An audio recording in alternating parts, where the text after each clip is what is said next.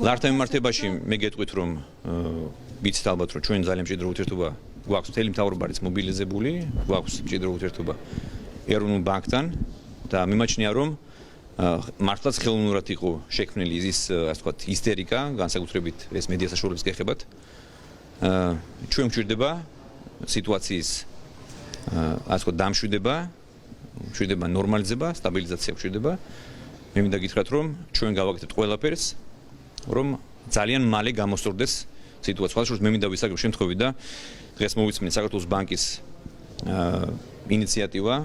მე ვფიქრობ ძალიან კარგი ინიციატივა მოსახლეობისთვის, მოქალაქეებს, რომელთაც აქვთ სესხი დოლარში. ვფიქრობ რომ თუ სხვა ბანკებიც მიბაძავენ საქართველოს ბანკს და ანალოგიურად შეუმსუბუქებენ ასე ვთქვათ